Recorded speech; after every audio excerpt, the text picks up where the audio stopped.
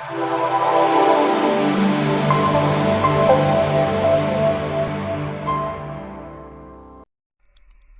ब्रह्म सत्यम सर्वाधार सत विचार। विषय ईश्वर सिमरन द्वारा मानव कल्याण कैसे। ये विषय अध्यात्म विद्या का सबसे महत्वपूर्ण विषय है। इसलिए मेरी आपसे प्रार्थना है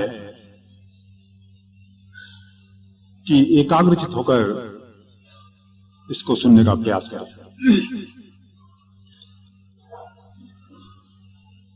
इस विषय को पूरी तरह से समझने के लिए इसमें जिन शब्दों का प्रयोग हुआ है, प्रत्येक शब्द को यदि ठीक प्रकार समझ लिया जाए तो यह पूरा विषय आपकी स्वतः ही समझ में आ जाएगा।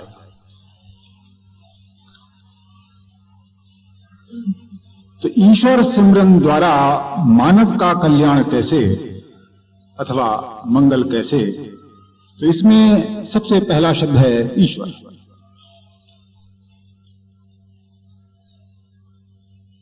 ईश्वर क्या है?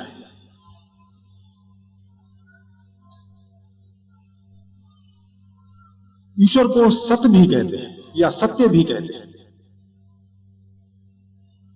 तो सत्य उस वस्तु को कहते हैं जिसमें कोई परिवर्तन नहीं होता, जिसका नाश नहीं होता, वो सदैव एक ही अवस्था में स्थित रहती है, उसको सत्य कहते हैं। लेकिन यदि यही परिभाषा सत्य की हो फिर हमारे मन में आ सकता है कि हम क्या करेंगे फिर इस वस्तु का। इसीलिए सत्य के साथ या ईश्वर के साथ एक और चीज जुड़ी होती है। वो कहते हैं कि ईश्वर आनंद रूप होता है, वो नाशवान भी नहीं है, उसमें कोई परिवर्तन भी नहीं होता और सदैव एक जैसा रहता है। ऐसा होते हुए भी वो आनंद रूप भी है, इसीलिए वो हमारे मन को खींच लेता है। जिसके अंदर ईश्वर प्रकट हो जाता है वो व्यक्ति भी हमको खींच लेता है। ये पहचान है कि ईश्वर आनंद रूप है, अन्यथा हम ईश्वर का क्या करते थे। इसको एक उदाहरण के द्वारा जरा समझने की कोशिश करें। देहरादून की घटना है। उस समय ये संता प्रकाश ग्रंथ का ये प्रिंट हो रहा था, संशोधन चल रहा था। तो प्रेमी भाई ओम कपूर जी उस समय महाराज जी के पास बैठा करते थे। तो एक दिन उनके मित्र डॉक्टर मदन मोहन जी महाराज जी के पास पहुंचे। तो बैठे हुए थे दोनों, तो गुरुदेव ने मदन मोहन जी से एक प्रश्न कर दिया। वो प्रेमी, तुमने इनके अंदर क्या देखा? अब प्रेमी बोले कि महाराज जी मैंने आपके अंदर ईश्वर देखा। बोले ईश्वर क्या होता है? अब प्रेमी चुप। अब ओम कपूर जी के मन में बेचैनी, मेरा जो दोस्त था वो तो हार गया, चुप हो गया वो। बोले महाराज जी मैं बताता हूं। बोले बताओ प्रेम। बोले महाराज जी मैं बराबर टेंट में ठहरा हुआ हूं, आप मुझको 3 बार वहां भेज चुके हैं कि प्रेमी जाओ, और काम छोड़ के फिर मैं आपके पास आ जाता हूं। तो पता नहीं आपके अंदर क्या जादू है कि बार बार मुझे आपकी तरफ खींच लाता है। तो गुरुदेव बोले हाँ प्रेमी तुम ठीक कहते हो। तो यही आनंद है। कि जीव को उस सत्पुरुष के पास बैठकर आनंद की अनुभूति होती है। उसको एक्सप्लेन तो नहीं कर सकता, उसका वर्णन तो नहीं कर सकता, लेकिन अनुभव कर सकता है कि कोई चीज को खींच रही है। जैसे कि सुंदर दृश्य आपको खींचता है, सुंदर रूप आपको खींचता है, सुंदर वस्तु आपको खींचती है, ठीक उसी प्रकार सत्पुरुष के अंदर जो आकर्षण होता है, क्योंकि वहां प्रभु का आनंद हिलोरे ले रहा है, इसलिए वो आनंद उनके चारों तरफ वातावरण में भी फैला होता है। जो जीव भी उस वातावरण में पहुंचेगा, उस सीमा के अंदर पहुंचेगा, वो भी आकर्षित हो जाता है। तो ईश्वर सबके साथ साथ आनंद रूप है। अगला शब्द इसमें प्रयोग हो रहा है इस विषय में, सिमरन। सिमरन क्या हो? किसी चीज को बार बार याद करना, इसी को सिमरन कहते हैं। सिमरन का मतलब है स्मरण। तो किसी भी वस्तु को, किसी भी बात को, किसी भी चीज को बार बार याद करना, ये सिमरन कहलाता है। लेकिन सिमरन भी दो प्रकार का होता है। एक तो आप किसी चीज को याद करते हो, लेकिन कुछ चीज आपको याद आती रहती है। आप करते नहीं हो, याद आपको आती रहती है। जैसे कि जो ईश्वर के नाम का जाप करते होंगे, उनको तो बड़ा अनुभव होगा इस बात का कि मंत्र का जाप करने बैठे, अन्य विचार, अन्य संकल्प दिमाग में बार बार आ रहे हैं। उनको हम भगाने की कोशिश कर रहे हैं, फिर भी आ रहे हैं। रात को चैन से सोने के लिए लेटे हैं, वहां तरह तरह के संकल्प उठ रहे हैं। या तो नींद नहीं आ रही है, आगे तो स्वप्न आ रहे हैं। तो एक तो हम याद करते हैं और एक याद हमको आती है। इस तरह से दो प्रकार का सिमरन हमारे साथ चला है।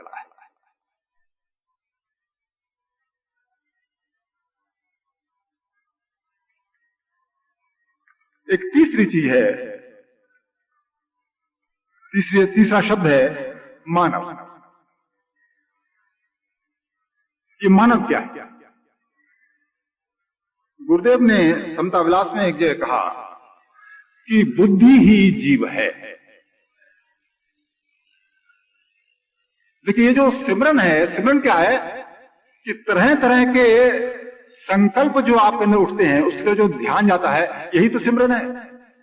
इसी को दूसरे शब्दों में मन भी कहते हैं। मन और कुछ नहीं है, इन संकल्पों का समूह ही मन है। इसलिए गुरुदेव की वाणी कह रही है, मन का सिमरन रूप पछान, जैसी सिमरे होए गलतान, माया सिमरे माया में भरमाई, सिमरे राम तब राम समाई। कि मन का स्वरूप सिमरन ही है। यदि माया को स्मरण करता है तो ये माया रूप हो जाता है, और जो राम को अर्थात ईश्वर को स्मरण करता है तो ये ईश्वर रूप हो जाता है। तो सवाल यह है कि मनुष्य कौन है फिर? गुरुदेव कहते हैं ये बुद्धि ही जीव है, बुद्धि ही मानव है। तो बुद्धि कौन है? आप जब सिमरन में बैठते हैं तो तरह तरह के संकल्प जो मन में उठते हैं, उनको आप देखा करते हैं। आपको पता था हाँ ये संकल्प उठा, और उस संकल्प को दूर करने की कोशिश करते हैं। तो इन संकल्पों का जो दृष्टा है, या इन संकल्पों को जो देखने वाली सत्ता इस शरीर में मौजूद है, यही मैं हूं या यही मनुष्य है। इसी को ही बुद्धि भी कहते हैं। ये निश्चय भी करती है क्या ठीक है क्या गलत, क्या करना है क्या नहीं करना है, और ये संकल्पों का दर्शन भी करती है, संकल्पों की दृष्टा भी।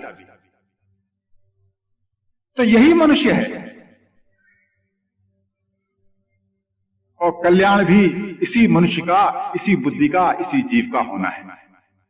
तो अगर आगे कहते हैं कल्याण या मंगल, तो ये कल्याण क्या है?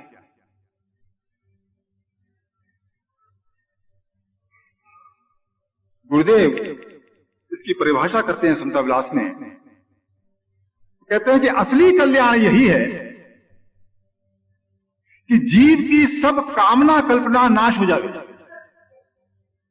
असली कल्याण यही है कि जीव की सब कामना कल्पना नाश हो जावे, मृतक काल का भय बिल्कुल चित्त से नाश हो जावे, अविनाशी तत्व को प्राप्त करके आनंद स्वरूप हो जावे।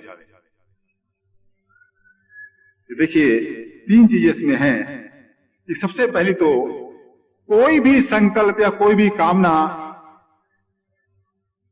हमारे अंदर ना रहे। जब संकल्प ही खत्म हो गया और विचार करने की बात है, इसका मतलब हुआ कि मन ही वहां से समाप्त हो गया, क्योंकि मन तो सिमरन रूप है, संकल्प रूप है। जब संकल्प खत्म तो मन की सत्ता भी वहां पर खत्म हो जाती है। और इसके साथ साथ कहते हैं कि मौत का भय बिल्कुल नाश हो जावे। तो भय भी मन में ही होता है, भय का भी एक संकल्प ही होता है। तो जब उसका कल्याण होता है उस समय उसके अंदर मौत का भय नहीं रहता।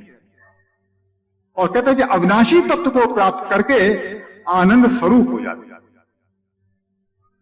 ईश्वर का दर्शन करके, ईश्वर को प्राप्त करके वो ईश्वर रूप ही हो जावे, क्योंकि ईश्वर आनंद रूप है। इसीलिए एक अन्य जगह उन्होंने परिभाषा की, वो भी सुन ले हम जरा। वो कहते हैं कि अहंकार रहित होकर परमानंद स्वरूप में लीन होना ही कल्याण है। तो अहंकार रहित होकर परमानंद स्वरूप में लीन होना ही कल्याण है। ये इससे आगे और बढ़कर ये बात कह रहे हैं। अहंकार किसको है? बुद्धि को ही तो अहंकार है कि मैं करता हूं। यही तो मानव है, यही तो जीव है, यही तो संकल्प विकल्प या मन का दृष्टा है। यह बुद्धि ईश्वर में लीन हो जाती है। जैसे ये बुद्धि दृष्टा है, ऐसे ईश्वर भी दृष्टा है। इस शरीर में रहते हुए हम अपने संकल्प को पढ़ सकते हैं, अपने संकल्प को जान सकते हैं कि हमारा कौन सा संकल्प उठ रहा है, क्या हमारे अंदर इच्छा उठ रही है। लेकिन जो सत्पुरुष होता है, जो गुरु होता है, जिसका अहंकार उस ईश्वर तत्व में लीन हो चुका है, या यूं कहें मन और बुद्धि उस ईश्वर में लीन हो चुकी है, वो भी दृष्टा होता है। लेकिन हम में और उसमें भेद क्या है कि हम तो मात्र अपने शरीर के दृष्टा हैं, अपने संकल्प के दृष्टा हैं। लेकिन जो सत्पुरुष है, जो उस ईश्वर तत्व में स्थित हो चुका है, जो ईश्वर तत्व में आनंदित हो चुका है या आनंद में स्थित हो चुका है, उसके अंदर यह शक्ति होती है कि वो सर्वद्रष्टा होता है, सब कुछ देख सकता है। कैसे? गुरुदेव के जीवन से एक उदाहरण जरा देखें। गुरुदेव के परम शिष्य हुए बाबू अमोलक राम जी, जो जीवन गाथा आप देखते हैं, ये उन्हीं का कलेक्शन है। ये आश्रम भी उन्होंने निर्माण करवाया, काफी वक्त जो है महाराज जी के साथ रहे। गंगोठी आश्रम भी उन्होंने निर्माण करवाया और वक्त से पहले ही रिटायरमेंट लेकर महाराज जी के साथ हो लिए। तो जब गुरुदेव के संपर्क में आए और उनसे जब दीक्षा ली, उसके पश्चात एक दिन गुरुदेव उनके पास पहुंचे।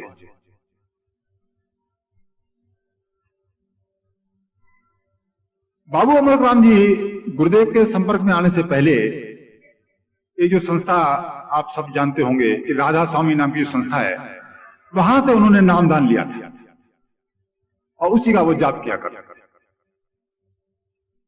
तो गुरुदेव से दीक्षित हो चुके तब भी उन्होंने गुरुदेव का जो मंत्र था वो तो जप नहीं करते थे, वो वही पुराना जप किया करते। तो गुरुदेव उनके पास जब पहुंचे तो उनका प्रेमी, इनका दिया हुआ मंत्र तुम जप नहीं करते हो, तुम वही पुराना मंत्र जाप कर रहे हो। अब बाबू अमोलक राम जी को आभास हुआ कि गुरु वास्तव में अंतर्यामी होता है, ये सर्वद्रष्टा है, ये सबके मन के संकल्प को देख सकता है। इसीलिए गुरु जो ईश्वर है वो सर्वव्यापी होता है और गुरु भी सर्वव्यापी होता है। इसलिए महर्षि रमण कहा करते थे, एक बार महर्षि रमण से पूछा गया, उनका शिष्य बोला कि भगवान, एक गुरु के होते हुए क्या दूसरे गुरु के प्रति आदर प्रकट किया जा सकता है? तो महर्षि रमण कहते हैं, गुरु एक ही होता है और वो ईश्वर है। हम समझते हैं कि एक पूर्व में बैठा है, एक पश्चिम में बैठा हुआ है, ये दो गुरु बैठे हुए हैं। गुरु एक ही होता है और वो ईश्वर है। इसीलिए गुरु सर्वव्यापक होता है। तो जिसने इस रूप में गुरु को देखा है, समझा है, वो शिष्य फिर गलती नहीं करता। जिसने उसको शरीर समझ लिया है वो गलती कर जाता है। तो ये जो बात आ रही थी कि अहंकार रहित होकर परमानंद स्वरूप में लीन होना, इसका मतलब यह है बुद्धि उस ईश्वर को अपने शरीर में जब अनुभव करती है उस समय ये अपने आप को उसमें लीन कर देती है। ठीक उसी प्रकार जैसे कि कोई नदी समुद्र में जाती है तो अपने स्वरूप को लीन करके वो खुद समुद्र रूप हो जाती है, फिर वो नदी नहीं कहलाती, फिर वो समुद्र कहलाती है। ठीक उसी प्रकार ये जीव जो है उस समय फिर ये ईश्वर कहलाता है, गुरु कहलाता है या सत्पुरुष कहलाता है, और वो उसकी पूर्ण आनंद की अवस्था होती है, कोई मृत अवस्था नहीं है वो। इसीलिए जो कल्याण है वो इस बुद्धि को उस आत्मा में, उस ईश्वर तत्व में लीन करने में, इससे पहले कल्याण अन्य कुछ नहीं होता। तो कहते हैं कि वो कल्याण कैसे प्राप्त। अब अंतिम शब्द आता है कैसे, कि ईश्वर सिमरन द्वारा मानव का कल्याण कैसे।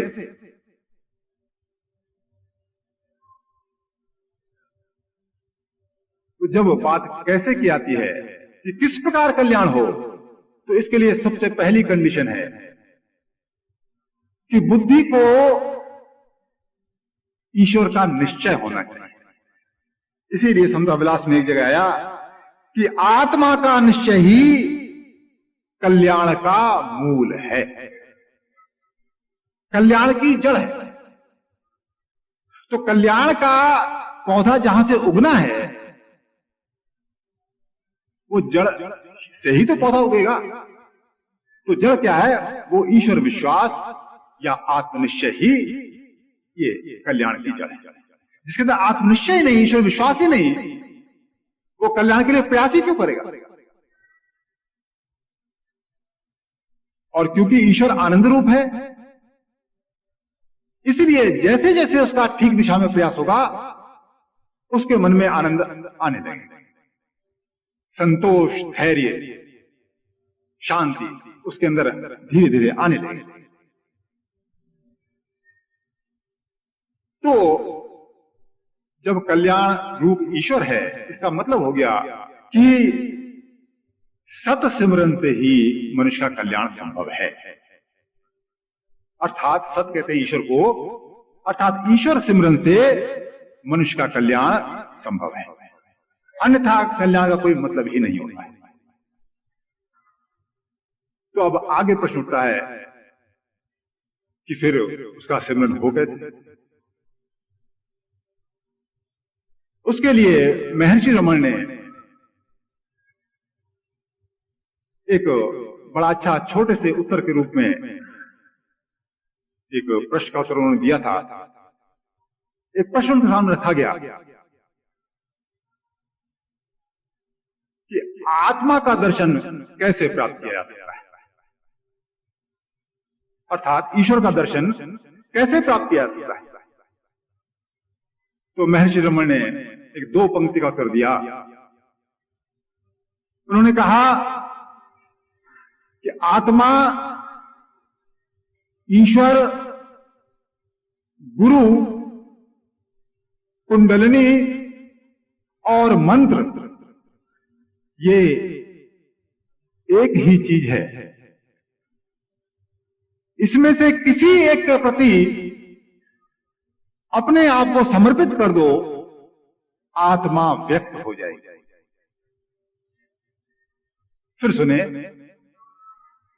जब कहा गया कि ईश्वर दर्शन कैसे प्राप्त हो सकता है, तो महर्षि रमण कहते हैं कि आत्मा, ईश्वर, गुरु, कुंडलिनी और मंत्र ये एक ही चीज है।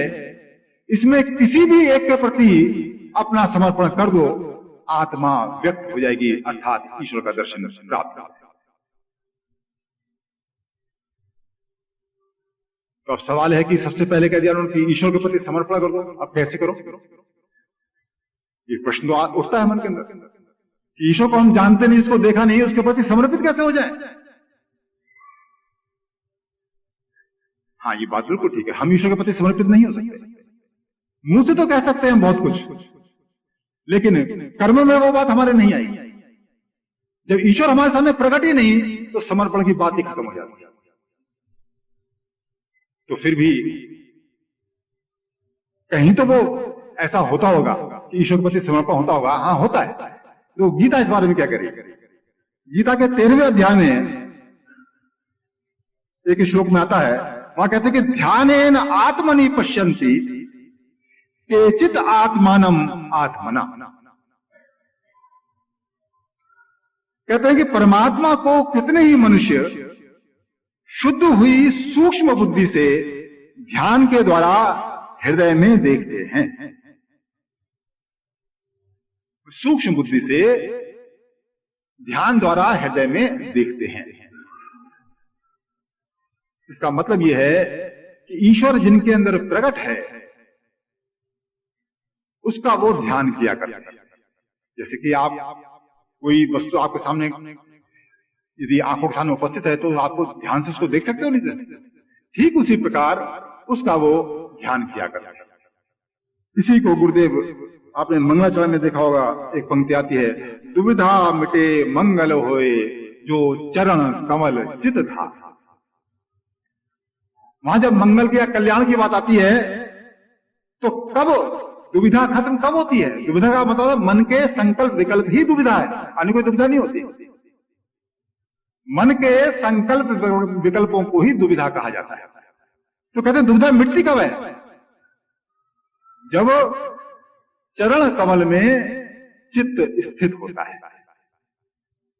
और समता विलास में गुरुदेव चरण कमल का अर्थ लिखते हैं, चरण कमल का अर्थ लिखते हैं वो आत्मध्वनि।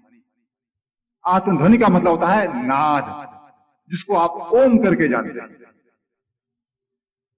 तो नाद जब अंदर प्रकट होता है, उस नाद पे जो ध्यान किया जाता है, इसी को चरण कमल का ध्यान करना कहते हैं। तो ये तो वही कर सकता है जिसके अंदर नाद प्रकट हो। जैसे गुरुदेव के बचपन से ही देख लें, होश आते ही उनको इस बात का पता था कि ईश्वर क्या है, और उनकी जो घोर साधना है बचपन से जो है, जो आप जीवनी में पढ़ते होंगे, देखते हैं किस प्रकार से वो उस आनंद में लीन रहा करते बचपन से ही। तो जिनके अंदर ईश्वर बचपन से प्रकट है, ये काम वो लोग कर सकते हैं। इसके बाद क्या कहते हैं गीता? अगले श्लोक में कहते हैं, अन्ये तु एवं अजानन्ता श्रुत्वा अन्येभ्यः उपासते। परंतु अन्य लोग इस प्रकार ना जानते हुए दूसरों से, अर्थात तत्व के जानने वाले सत्पुरुषों से सुनकर ही उपासना करते हैं। तो जो अन्य लोग हैं जिनके अंदर वो नाद प्रकट नहीं है, ये तो उसी के अंदर प्रकट हो सकता है जो पूर्व जन्म में जिसने जो है वो कुछ साधना करके कोई अवस्था प्राप्त करके ये चोला छोड़ा हो, तो वो अवस्था उसको बचपन से ही प्राप्त हो जाती है, इसलिए उसके लिए तो ये संभव है। ऐसे जिनके जो संस्कारित लोग नहीं हैं, वो फिर क्या करते हैं, जो सिद्ध पुरुष होता है, जो गुरु होता है, वो जो बताता है साधना, उससे सुनकर वो साधना किया करते हैं। तो ये उस साधना की बात जो है ये गीता कहता है। तो अब महर्षि रमण की हम बात जरा रिपीट करके देखें। उन्होंने कहा था कि आत्मा, ईश्वर, गुरु, कुंडलिनी और मंत्र एक ही चीज है। इसमें से किसी के प्रति भी समर्पित हो जाओ, आत्मा व्यक्त हो जाएगी। तो आत्मा या ईश्वर तो हमारे में प्रकट नहीं है। तो दूसरा होता है कि गुरु यदि किसी को उपलब्ध हो, पूर्ण सिद्ध पुरुष, तो कुछ सोचने की जरूरत नहीं है, जैसा वो कहता है उसके प्रति समर्पित हो जाओ और जैसा वो कहता है करना शुरू करो। जिसके बारे में गीता में जो है भगवान कृष्ण अर्जुन से कह रहे हैं, सर्वधर्मान परित्यज्य मामेकम शरणम व्रज। ये उस शरणागति की बात है। लेकिन जिनके अंदर, जिनके पास वो फिजिकल रूप में वो गुरु भी उपलब्ध नहीं, वो क्या करें? वो तीसरी बात महर्षि रमण कहते हैं कि मंत्र के प्रति समर्पित हो जाओ।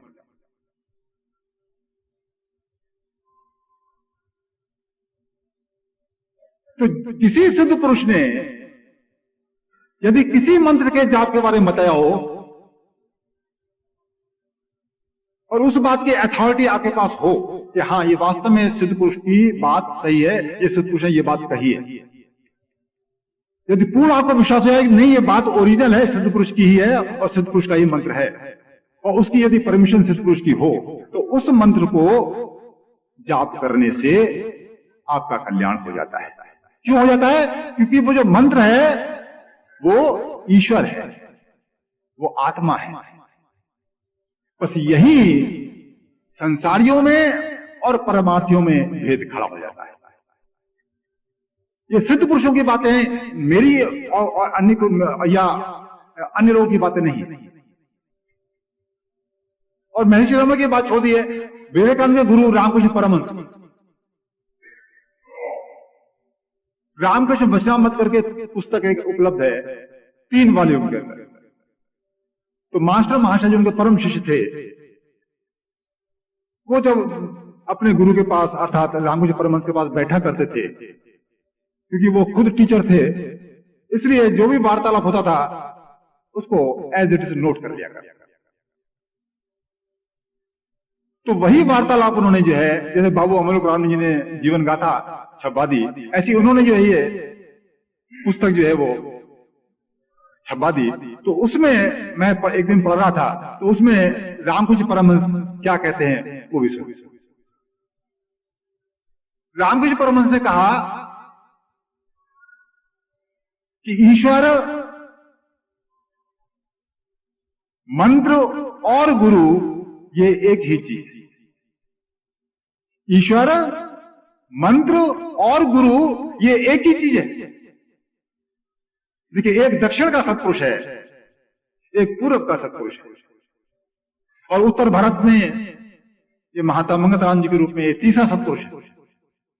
देखिए, इनकी बातों का मिलान करके देखें हम जरा। और गुरुदेव भी कहते हैं कि त्रयोदश अक्षर मंत्र ये सर्व सिद्धि दातार, जो सिमरे नित प्रेम से मंगल पाया पा। जन्म जन्म जाए भ्रमणा, प्रभु चरण पाए विश्वास। जब महामंत्र के बारे में ये व्याख्या गुरुदेव ने अपने हाथ से लिखी, ये महामंत्र की व्याख्या तो गुरुदेव ने अपने हाथ से लिखी।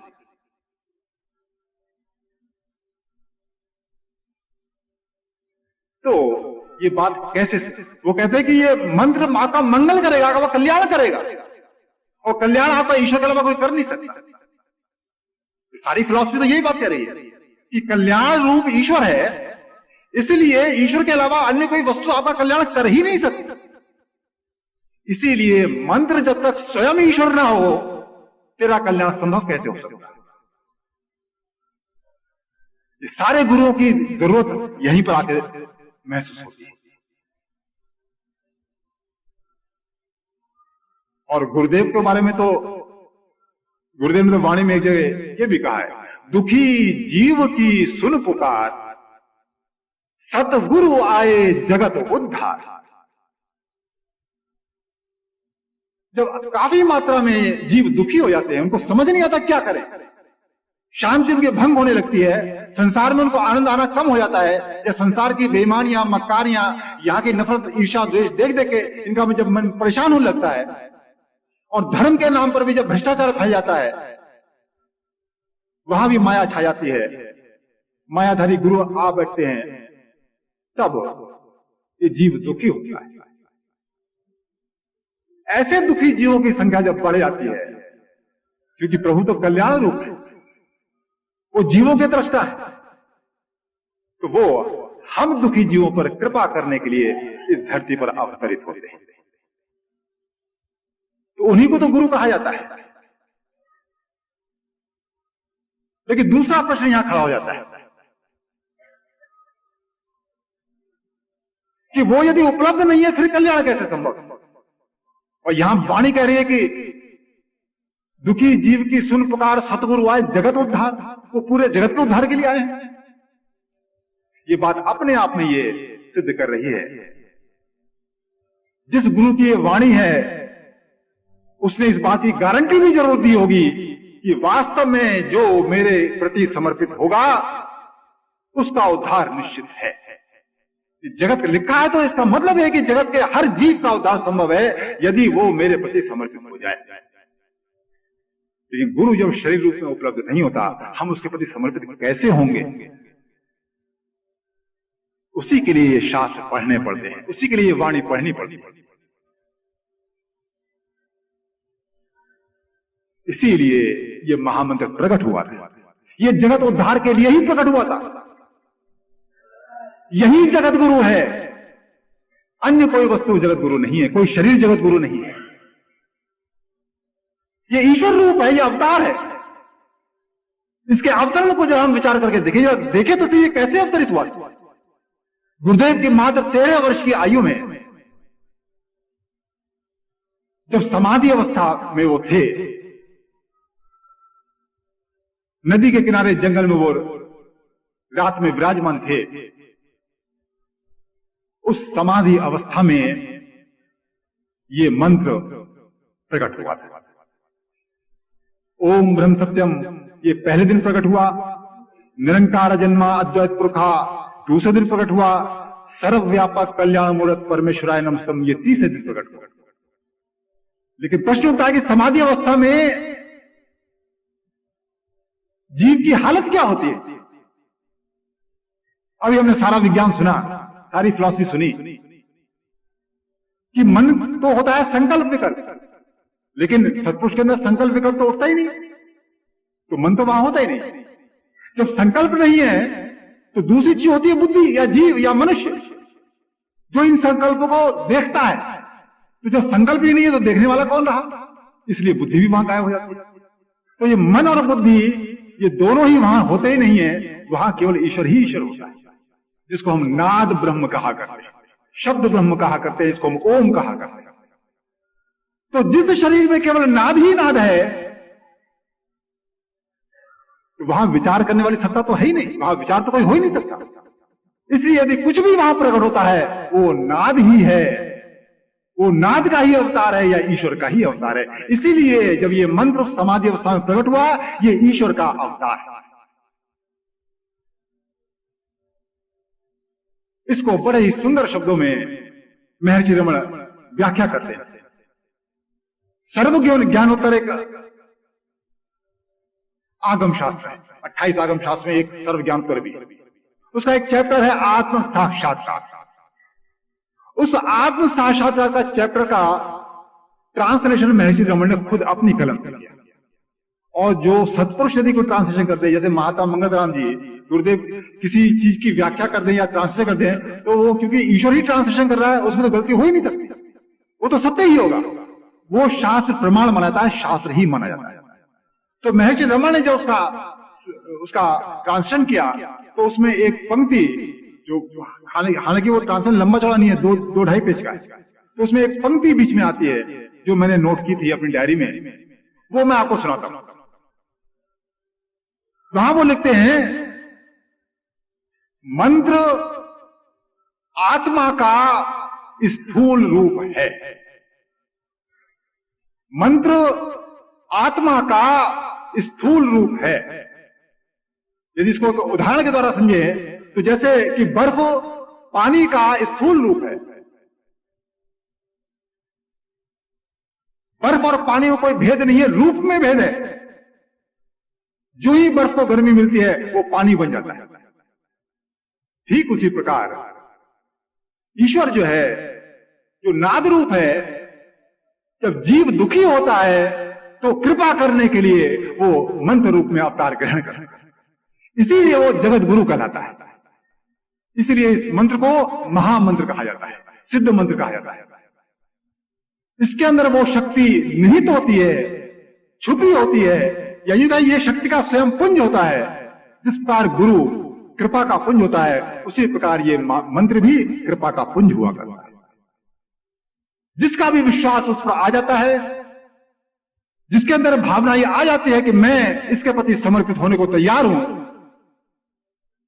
इसका कल्याण भी उसी वक्त से प्रारंभ हो जाता है।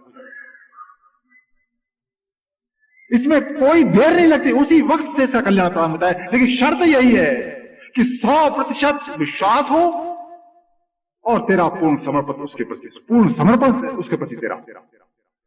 इसीलिए प्रभु तो कृपा कर जाते हैं, लेकिन हम मनमुखी मनुष्य जो है ना, ये शास्त्रों को भी बदल कर रख देते हैं, गुरु की लिखित परिभाषा को भी बदल देते हैं। कहते हैं महामंत्र के बारे में भी लोग कह देते हैं ये तो खाना खाने से पहले 5 बार जपाता है, ये तो खाना हजम करने की चीज है, या संसारी कार्य सिद्ध करने की चीज। मतलब कि सत्पुरुष जो हुए वो तो कहते हैं कि मन और बुद्धि जब आत्मा में लीन होगी तब तेरा कल्याण होगा, और मंत्र प्रकट करते हैं तेरे संसार के काम सिद्ध करने के लिए। ये कैसी उल्टी व्याख्या है? अरे सारी परिभाषा तो शास्त्र उनका कर रहा है कि ईश्वर को जानने से तेरा कल्याण होगा, सत्सिमरन से कल्याण होगा, और महामंत्र प्रकट करेंगे तेरे संसारी कार्य सिद्ध करने के लिए। लेकिन यदि तू मूर्ख है तो यह काम भी तू कर सकता है, क्योंकि है तो वो सर्व सिद्धि दाता, सब कुछ सिद्ध होगा। तूने विश्वास करके यदि संसारी चीज भी मांग ली वो भी तुझको प्राप्त होगी, लेकिन इससे बड़ी तेरी मूर्खता कोई हो नहीं सकती। अरे संसार की वस्तु से पहले ही तो दुखी है, क्योंकि इस दुख के प्रकट होने से अब वो संसार की तरफ भागेगा नहीं, अब केवल ईश्वर की तरफ भागेगा। तो ये जो सिद्ध मंत्र होता है, इसके सिमरन को ही सत सिमरन कहा जाता है। सत कहते हैं ईश्वर को, देखिए बात आती है, सत कहते हैं ईश्वर को, तो सिमरन किसका कर रहा है? वो केवल ईश्वर का सिमरन करना है। और सिमरन के 2 तरीके गीता बता रही है कि एक यदि ईश्वर अंदर प्रकट हो, वो शब्द में प्रकट हो, तो उसका सिमरन हम कर सकते हैं, उसका ध्यान हम कर सकते हैं। लेकिन जिसके अंदर प्रकट नहीं तो क्या करें? तो वो ईश्वर रूप जो सिद्ध मंत्र होता है, गुरुदेव का जो ये महामंत्र है जो कि सिद्ध मंत्र है, तो इस सिद्ध मंत्र का हम जाप कर सकते हैं, क्योंकि ये ईश्वर रूप है। लेकिन यदि किसी ने इसको केवल संस्कृत के शब्द समझा और इसके अर्थ ही करता रहा तो फिर वो सिमरन नहीं कर पाएगा। सिमरन के लिए आवश्यक कंडीशन है कि तेरे सामने केवल ईश्वर होना चाहिए, क्योंकि सिमरन ईश्वर का कर रहा है। इसीलिए जो मंत्र को ईश्वर करके जानता है वही सही सिमरन या वही सत्सिमरन किया करता है। इसी के लिए ये महर्षि रमण की और रामकृष्ण परमहंस की ये जो परिभाषा है ये आपको बताई गई। तो महर्षि रमण कहते हैं कुंडलिनी मंत्र एक ही चीज है, और हम कहते हैं कुंडलिनी कोई नस होती होगी। जैसे समाज में प्रश्न चला है, वो गुरु को रुपए दिए 1100 रुपए, या उसको शिष्य बन जाइए, वो कुंडलिनी खोल देगा। वो कोई नस है वो खोल देगा, उसको आप बिना ऑपरेशन के, कला उसको आती है। अरे सत्पुरुष क्या कह रहे हैं? कुंडलिनी आत्मा को कहते हैं, कुंडलिनी शब्द ब्रह्म को कहते हैं। सतगुरु तो अंतर में पल पल करे पुकार, तो आज्ञाकारी हो के घट का पाट उगार। तो गुरु किस रूप में? कुंडलिनी रूप में तेरे अंदर बैठा हुआ है। सतगुरु की मिले दीक्षा तब उठे उठे आत्मा जाग। तो सतगुरु की दीक्षा प्राप्त होती है तो आत्मा जाग जाती है। इसका मतलब ये वही बात कर रहे हैं कि कुंडलिनी का जागरण। देखिए ना, आत्मा और कुंडलिनी एक ही चीज। क्योंकि संसारी गुरु जो हैं वो तरह तरह की परिभाषा करते रहते हैं, संसारियों को बहकाते रहते हैं। सिद्ध पुरुषों की परिभाषा देखो कि आत्मा, ईश्वर, गुरु, कुंडलिनी, मंत्र एक ही चीज। इसमें से किसी के प्रति भी समर्पित हो जाओ, आत्मा व्यक्त हो जाएगी। तो हमारा इससे बड़ा सौभाग्य क्या होगा इस घोर कलयुग में कि एक फरिश्ता हमारे सामने आया, उस प्रभु ने भेजा और प्रभु सिद्ध मंत्र के रूप में, महामंत्र के रूप में हमारे सामने प्रकट हो गए। और फिर भी यदि हम मूर्खता करते रहें, उसके प्रति अपने आप को समर्पित न करें, तो इससे बड़ा दुर्भाग्य हमारा नहीं हो। साक्षात ईश्वर हमारे सामने मौजूद है, मात्र हमको अपना विश्वास वहां लाना है। और विश्वास के लिए गुरुवाणी उपलब्ध है आपके लिए। जिसने महामंत्र प्रकट किया है उसे वाणी भी तो लिखी है। वाणी का केवल 2 श्लोक में आपके सामने पढ़ के खत्म करता हूं ये विषय। देखिए, वाणी कहती है, जो ध्याये नित प्रेम से पर से नहीं पखवाद, समता तत्व रसना मिले, मोह ममता मिटे मूल प्रमाण। जो मोह है, मोह क्या है? मैं शरीर हूं, यही तो मोह है। इसका समूल नाश हो जाता है। जब तू शरीर नहीं है तो फिर क्या है? फिर वो ईश्वर है। समता तत्व, समता कहते हैं ईश्वर को या ब्रह्म को। तो उसकी रचना तुझको प्राप्त होती है। आगे देखिए वाणी क्या कहती है, कलह कलेश सब दूर होए, पाए ज्ञान सत्य योग, मंगत तत् अक्षर नित गाइए, प्रभु दर्शन हो। ये महामंत्र की महिमा में ये गुरुवाणी कह रही है कि इन तत्व अक्षरों का, देखिए तत्व कहते हैं ईश्वर को, सत्य को, ये अक्षर जो है वो ईश्वर रूप है। इन तत्व अक्षरों का जो नित्य गायन करेगा अर्थात सिमरन करेगा, प्रभु दर्शन हो, उसको प्रभु दर्शन प्राप्त होगा। ये लिखित गारंटी सिद्ध पुरुष खुद दे रहे हैं। इसके पश्चात भी यदि हम अपनी कमजोरी के कारण, अपनी कमियों के कारण उस सिद्ध वाणी पर भी हम विश्वास ना करें, तो फिर हमारा भाग्य तो कम से कम इस जन्म में तो उदय नहीं हो सकता, अगले जन्म में देखा जाएगा पता नहीं क्या। तो हम सिद्ध पुरुषों की वाणी को समझें, उस पर विश्वास करना सीखें, विश्वास करके जैसा उन्होंने कहा उस पर चलना सीखें, तब निश्चित रूप से हमारा कल्याण होगा। और महामंत्र के बारे में यदि हम सिमरन की बात करते हैं तो यही बात आती है कि सिमरन जो है एक एकाग्रचित होकर, एकांत में बैठकर, मौन होकर हृदय में मंत्र का जाप किया जाता है। और इन सिद्ध मंत्रों का श्वास के साथ कोई संबंध नहीं होता, केवल मौन होकर हृदय में इस मंत्र का रिपीटिशन लगातार किया जाता है। जब आपका समर्पण धीरे धीरे बढ़ जाता है, जीवन आपका पीछे यदि सदाचारी होता है और सिमरन आपका निरंतर होता रहता है, तो जब प्रेम अंदर प्रकट होता है, संकल्प विकल्प कम होते हैं, उस समय यही मंत्र अपने मूल रूप में अर्थात नाद रूप में प्रकट होकर आपका कल्याण करके आपको जन्म मरण के चक्कर से मुक्त कर देता है। ओम सत्यम।